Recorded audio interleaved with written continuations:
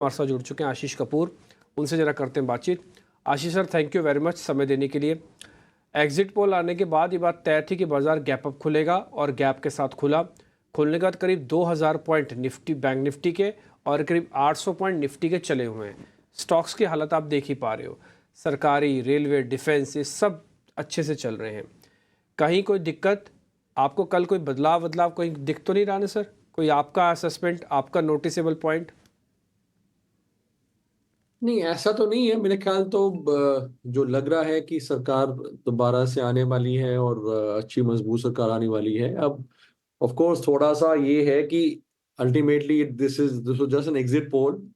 अब we are hoping कि भी ये ठीक होगा, बट लग नहीं रहा मेरे को, ऐसा कुछ लग नहीं रहा। और चांसेस यही है कि जो इतना जो एग्जिट पोल में दिखा रहा है उसके आसपास ही होगा और इसलिए मार्केट में तेजी तो बनी रहेगी। सिर्फ ये है कि ऑब्वियसली अगर आप देखें तो कहीं ना कहीं जाके मार्केट करेक्ट करेगा। शायद हो सकता है कल रिजल्ट के बाद ही एक बार करेक्ट करे, बट वो एक टेम्पररी काइंड ऑफ रिलीफ होगा या वॉट एवर प्रॉफिट बुकिंग होगा। क्योंकि मार्केट अगर अब वैसे देखा जाए तो 2000 20,000 के नीचे था निफ्टी दिसंबर फर्स्ट वीक में। तो वहां से आपका अगर कल भी रैली कंटिन्यू करती है तो ऑलमोस्ट 20% तक का 5-6 मंथ्स में आ गया। तो एक कूलिंग ऑफ हो सकता है पॉसिबल, हो सकता है एज अर्ली एज कल रिजल्ट के बाद। बट अगर मैं समझूंगा और मैं मान के चलूं कि जो उम्मीद हो रही है और जो एग्जिट पोल बता रहे हैं वैसे ही रिजल्ट्स आते हैं तो तेजी तो जरूर बने रहेगी। वो जो प्रॉफिट बुकिंग होगी जिसका मैं अनुमान लगा रहा हूँ वो एक खरीदने का बहुत अच्छा अवसर देगी। और आपकी थीम्स तो मोरलेस डिसाइडेड ही है, क्योंकि अगर सरकार ने चलना है तो फिर बहुत आसानी से आप थीम्स निकाल सकते हैं और वो बेसिकली होंगे कंस्ट्रक्शन, इंफ्रास्ट्रक्चर, आपका manufacturing, defence, railways, power, cement, real estate, which is थोड़ा very easy to find out. So उस तरह से मार्केट बड़ा इजी रन देख रही है आगे।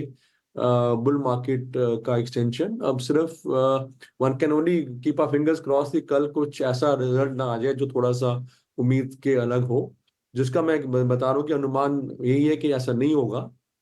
That is the only thing. बाकी तो प्रॉफिट बुकिंग जो है वो एक रूटीन वाली प्रॉफिट बुकिंग होगी, उसमें कोई बहुत ज्यादा अंतर नहीं आने वाला। और एक तरह से जैसे मैंने बताया कि वो बहुत अच्छा मौका होगा। निवेशक जो थोड़ा पहले अभी रिजल्ट से पहले ले नहीं पाए क्योंकि थोड़ा सावधान थे, उनके लिए बहुत अच्छा मौका आएगा अपना कैश डिप्लॉय करने का, अच्छे स्टॉक्स, चुनिंदा स्टॉक्स में खरीदारी करने का।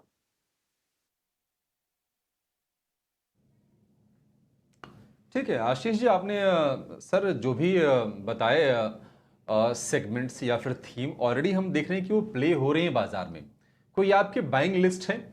और ये भी आप जरा ध्यान रख के बताइएगा कि आज तमाम स्टॉक्स हीटअप हो रहे हैं, वैल्यूएशन वाइज अट्रैक्टिव कौन से स्टॉक्स आपको लग रहे हैं सर? अगर आप 4-5 शेयरों की अगर लिस्ट अगर आप शेयर कर दें तो हमारे दर्शकों को आसानी हो जाएगी।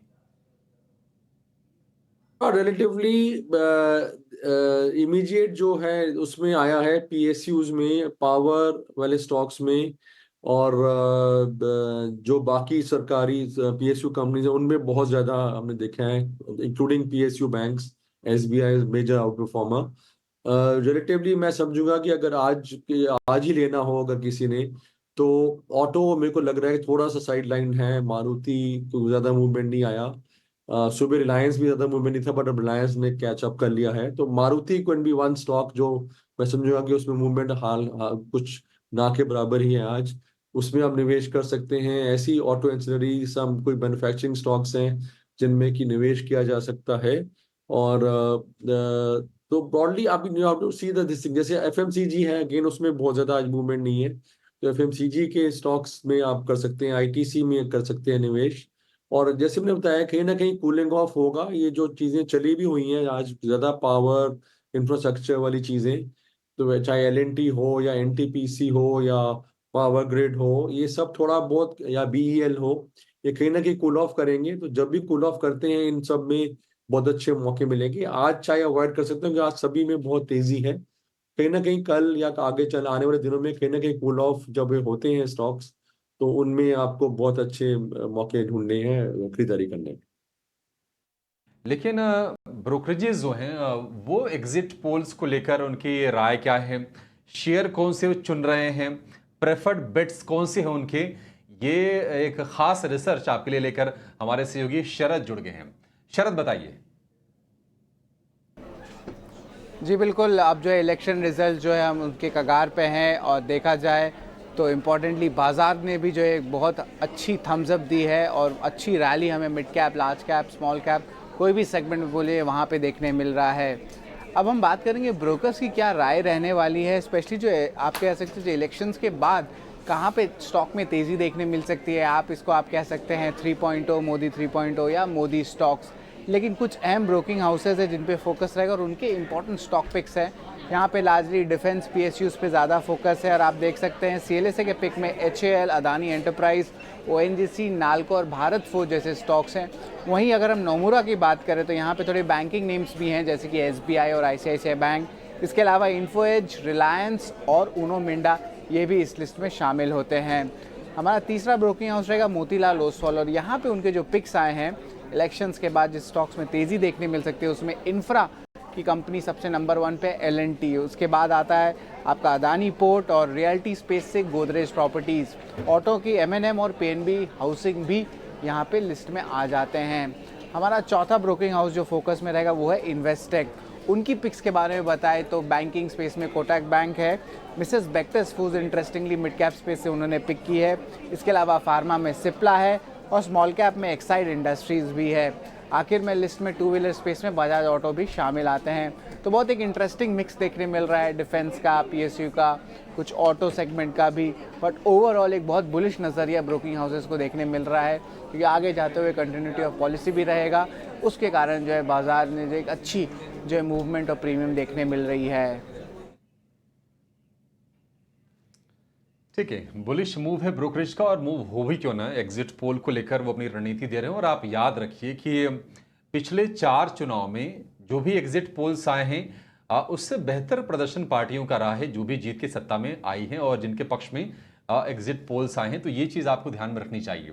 अच्छा, एक बड़ी इंटरेस्टिंग चीज़ हो रही है, भारत के लोकसभा चुनाव का पल पल का अपडेट देने और अमेरिका में रह रहे प्रवासियों को पूरी जानकारी देने के लिए टाइम्स नेटवर्क ने अमेरिका में बड़ा आयोजन किया है, जहां न्यूयॉर्क से न्यू जर्सी तक लोगों को भारत में लोकसभा चुनाव के बारे में जानकारी दी जा रही है। डिस्प्ले वैन के जरिए लोगों को अपडेट देने के साथ साथ नाच गाने, क्विज और मनोरंजन की व्यवस्था की गई ताकि अमेरिका में रह रहे प्रवासियों को देशभक्ति के रंग में डूबने का मौका मिले।